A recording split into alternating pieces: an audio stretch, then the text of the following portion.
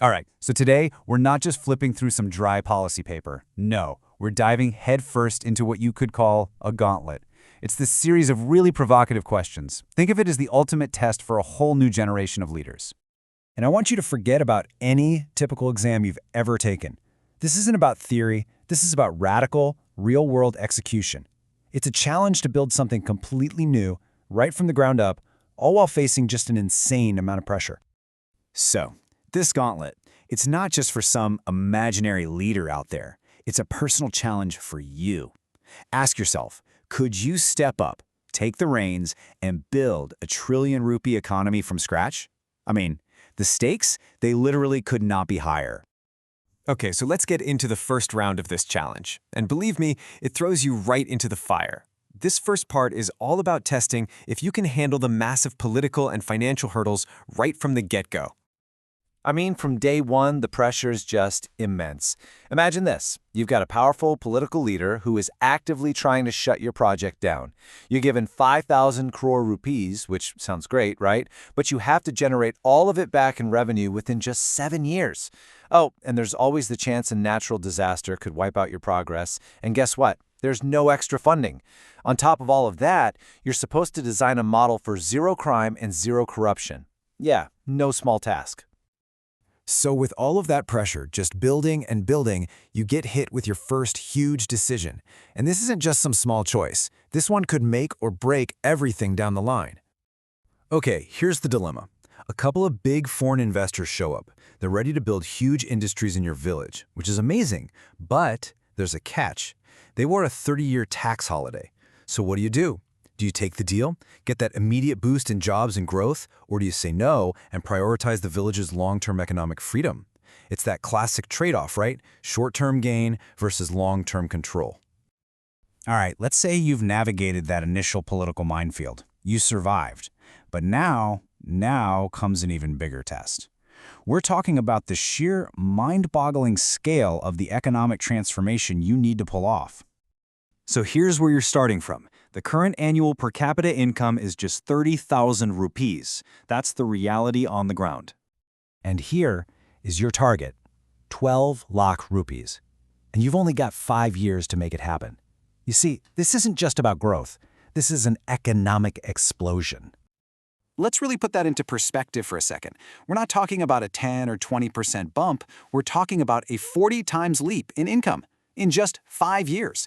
So the big question is, how on earth is something like that even possible? Well, the proposed engine for this insane growth is what's called a startup flywheel. The idea is to fund 50 brand new startups every single year. You're not just creating jobs, you're creating a whole new class of local entrepreneurs. The key here is to generate wealth and, this is crucial, keep that wealth inside the village. When that happens, it inspires the next wave of founders to do the same. It becomes this self-perpetuating cycle, a flywheel for exponential growth. Okay, so if you've got this powerful economic engine revving up, you need the roads for it to drive on, right? That brings us to challenge 3, building the actual infrastructure, the physical and digital tracks for this brand new society. This is the stuff that has to support that incredible ambition. And honestly, the blueprint for this stuff is straight out of science fiction. We are talking about vacuum trains. Yeah, like a hyperloop for super fast travel. Mini air cargo hubs to connect you to the global economy. 100% renewable energy supply. Oh, and 10 gigabit per second internet in every single home. The vision even includes a hospital so good it attracts medical tourism from around the world. This isn't just an upgrade, it's a total reimagining of what a village could even be. But think about it. With this much money flying around and development happening this fast, a very old, very big problem becomes a huge risk: corruption. So how do you build a system that's transparent and accountable from its very core? The proposed answer is pretty radical. It's technological, a blockchain governance model. The easiest way to think about it is like a digital public record book that's impossible to tamper with. Every single transaction in the village, from salaries to taxes to government contracts, gets recorded on it. It's permanent, and everyone can see it. You're basically trying to design corruption out of the system from the very beginning. And the ambition doesn't just stop with tech and buildings. The plan goes way deeper. It's about building up the people, too. It throws down another incredible challenge. Can you provide a Harvard-level education for the cost of a government school?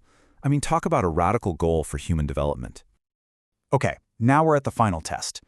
This is where the whole vision just explodes in scale. We're moving beyond the village, beyond the country even. This is about setting a new benchmark for the entire world. Because at this point, you realize the goal was never just to build one successful village. The real goal is to create a model, a blueprint that can be copied elsewhere, and one that can go toe-to-toe with the best in the world. And when we say compete, we mean it. The competition is fierce. The benchmark for success here isn't other villages. The challenge is to compete directly with the giants, global hubs like Singapore, Dubai, and Silicon Valley for the best talent and the biggest investments. And really, this one line just sums up the whole audacious vision perfectly. The ultimate goal is to flip the entire economic model upside down, to create a future where life in the countryside isn't just as good as the city, but actually better, where rural prosperity exceeds urban prosperity.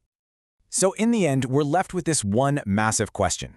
Is this whole blueprint a visionary leap forward for humanity, or is it just a dangerous fantasy? That's the real gauntlet, and it's a question that the next generation of leaders is going to have to answer.